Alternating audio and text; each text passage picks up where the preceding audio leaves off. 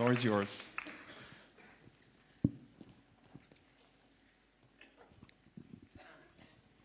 Hello. So why do I start with hello? It's because to us at Ready School, this is really where integration begins. When two people meet for the first time who've never met each other, but who might share a future together. And of course, this is a very specific conversation that you can see in this picture, where Rami, who is a young man from Syria, is having a new friend come around. Of course, you'll recognize that it's Mark Zuckerberg sitting next to him.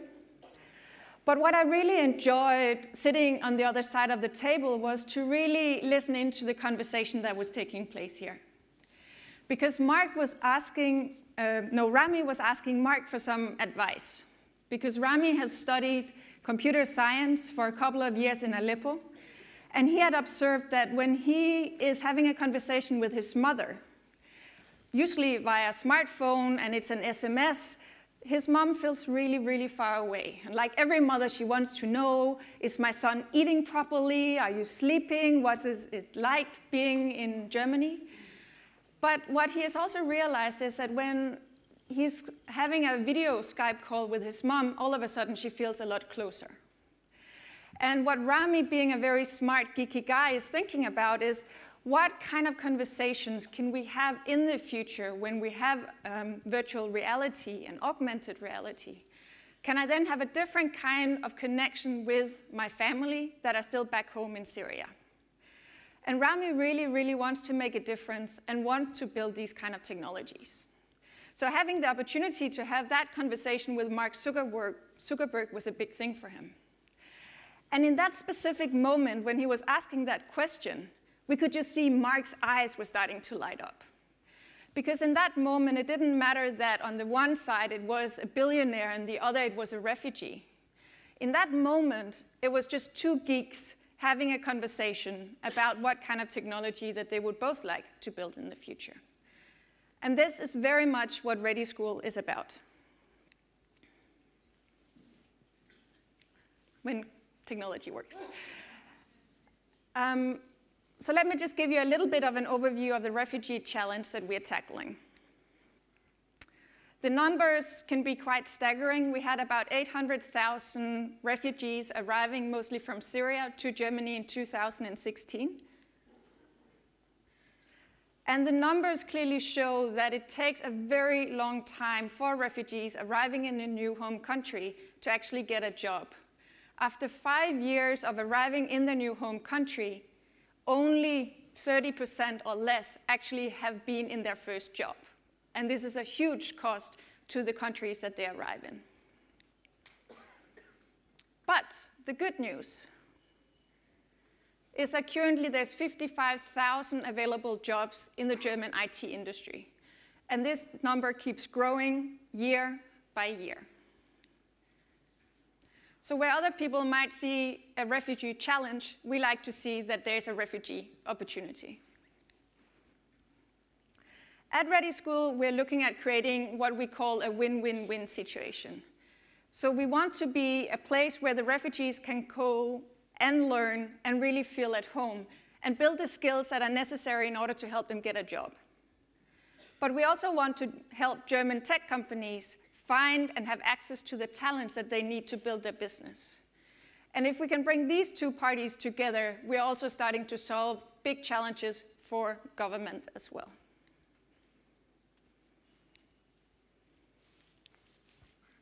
Nope. Is that a magic word? Here.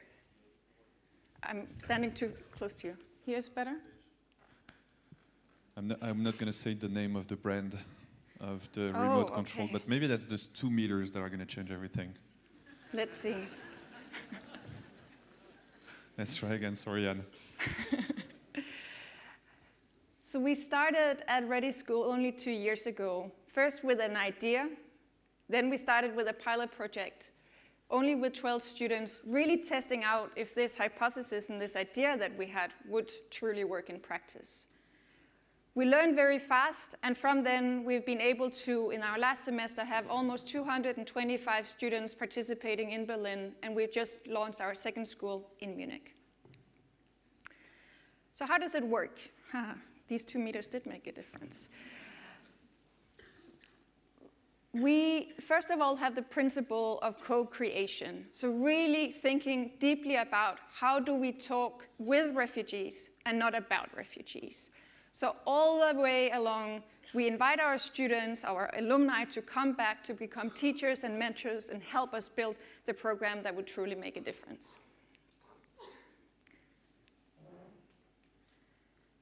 Here's an example of our course catalog in the semester that is coming up. You can see that it's modularly built. And the idea is that we can take people from only being a user, so not having worked anything on the back end of a computer, and bring them up over modular courses to actually get junior position jobs in IT companies. And we've also recently started a program specifically catered for women, which is a lot more basic. But the idea is that we take the top 1% of the refugees who are interested in technology, but also knows the language and knows the culture of the refugee population in Germany, and bring them back as mentors to help women and to help children learn the technology skills that can help them integrate better. When you start at Ready School, you get a laptop that you can have for the 3 months of each module. And all these laptops are donations for-profit companies. We don't believe that you need normal certified teachers to be the teachers at our school. Instead, we think it's a much more efficient way to actually work with volunteers who are coming in once or twice a week for a number of hours to teach our students, because they can be the door openers into a company. So when your teacher, say, is from Amazon, and he can see that there's a really good student in the class, he can invite them for a lunch, also make an introduction to the HR department, and all of a sudden you have the first step to finding your future job. But we also work with large tech companies. Oops, one back. This picture was taken at Microsoft, who was doing one class on cloud computing in Berlin. It was taught in the Microsoft office by Microsoft people in a Microsoft-relevant technology. And when you work closely with our students over 3 months' time, this, of course, becomes a wonderful place to recruit new talent to hire inside of the company. When we kick off a new semester, we always start with a one-day workshop where the students work in teams to locate one specific challenge that they're facing in their daily life in Berlin. And you can see some examples here of paper prototype that the student teams were building just within that one day. The one in the corner that you can see behind me here, GB Games, actually stands for German Bureaucracy Games. And the observation from our students was that in the gaming industry, having challenges is actually something that is fun, that makes you improve and want to overcome and become better. But German bureaucracy is also very challenging, but it's certainly not fun. So could we bring these two principles together and actually say, could you gamify, could you build small little app games developed for the refugee population so they would know exactly where to go, where the papers were, and how to fill them in the correct way.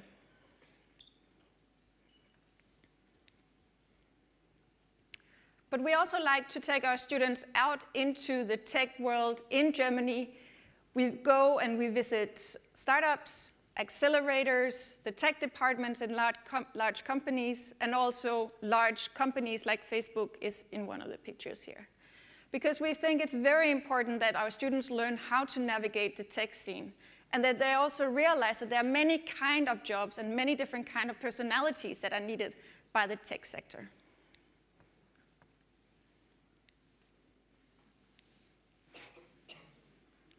Laurent, I think you need to come stand next to me here. If, yeah. You know what they told me, like true story? It's because the computer is on the left and you have the remote in your right hand. I swear this is what they told me. You can, the guy sitting there after we can. Okay, I shall stand here and keep it in mind. Now you see, everything's going to work. Interesting technology, isn't it? Wow, and now it goes really fast. It's got a life on its own. Okay, let's see the next slide, and I just talk. Okay, good. Okay, at the end of the 3 months semester, we always end with a big demo day for our students, where the students are on stage and they are presenting the projects that they've been able to build, combining theory and practice in the last 3 months.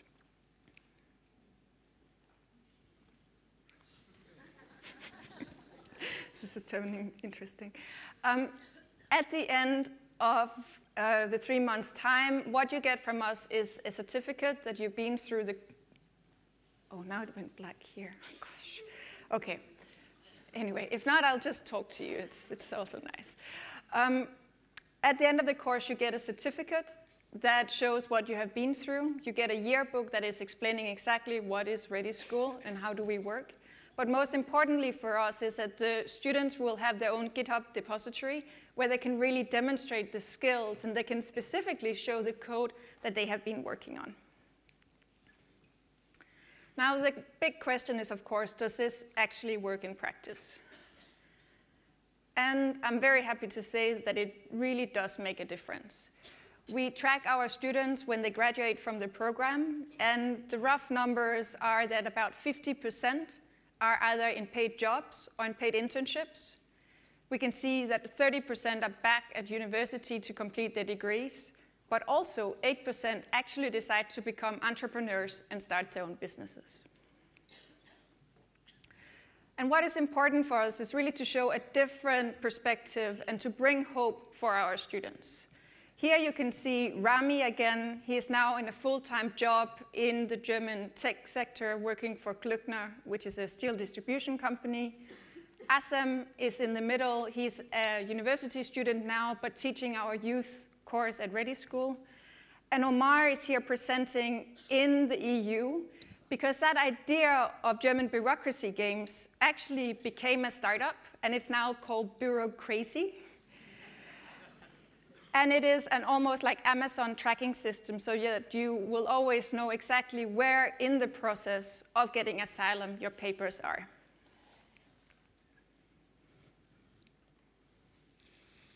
It's very temperamental. But we also like to inspire thought leaders and see our way to be a lobby organization for thinking and rethinking integration in a different way.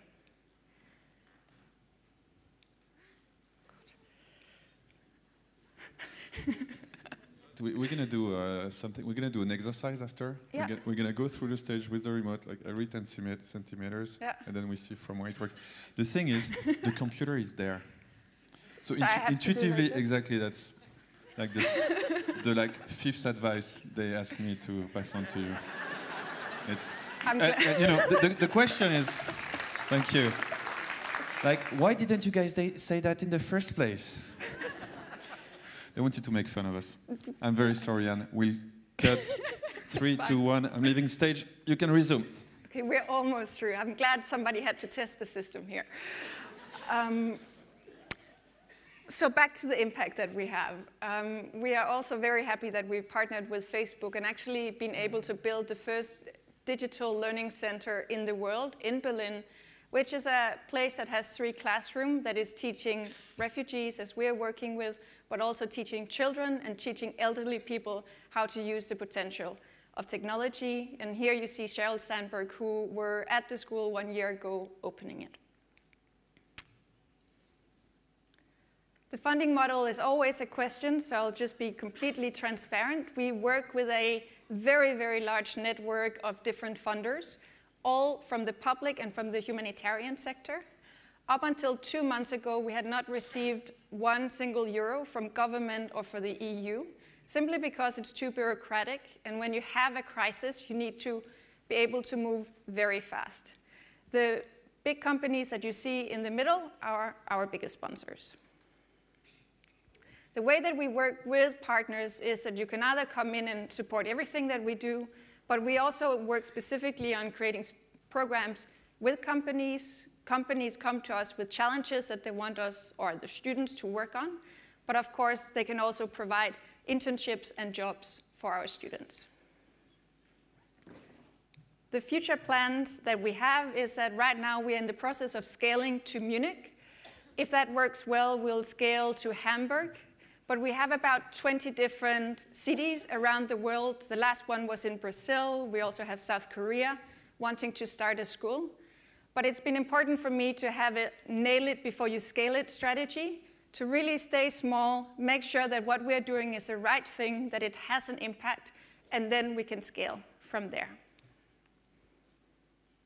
I also want to make sure that we are starting to target more young people, because we know that 50% of the refugees are actually under 18, and they're suffering, and technology can really make a difference to their future. So with that, please be in contact afterwards. I'll be here for a little while.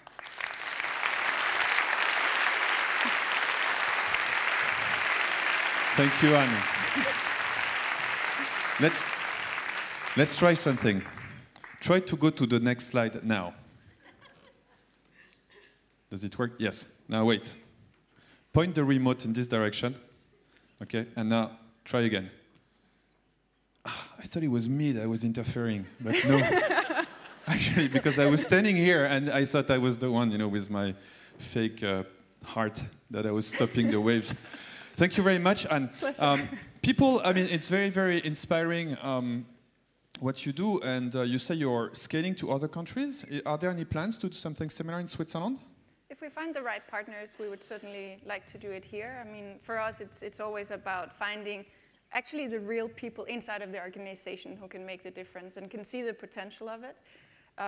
We like to see ourselves as sort of building bridges between the for-profit, the non-profit world, and creating innovation in both places. So you have 1,500 people in front of you from very, very diverse backgrounds, people from large organizations, startups, NGOs, government. Who are the ideal partners for you? Who should come to you at the break and say, I want to help? I would say probably to start it here, we're looking at a budget of probably 300,000 euros. Anyone who has that in your back pocket. Oh, in Switzerland, it's going to be 3 times that, but... True. But for us, we like to think that we don't start in a new place before we have 2 years of funding, just to make sure that we can actually experiment and adjust the program. But typically, it's going to be corporates, large corporations, it's going to be the government, like who could be relevant for you as a partner in general? I think the biggest benefit that we've seen is really working with the public sector, because they have such a big need to invest in talent, and we have a big talent pool both amongst our volunteers and the students. But for me, coming from a humanitarian sector originally, I like to see these two play with each other. It's not one organization, it's a consortium of organizations. And are there actually education organizations helping you, like universities, or do they see you as competitors? Or? We work with a number of American universities, and they like to send people to us, and we are working with Stanford and Harvard right now on doing a case study on the lessons learned, so I'm quite excited what will come out of that. But so far, it's been very hard to find a way to work with the big institutions, I think, because we move incredibly fast. We're very impact-oriented, and that can sometimes be hard for the big systems to kind of know how to work with us. But now that we've been operating for 2.5 years, it gets easier because not so much is getting reinvented all the time.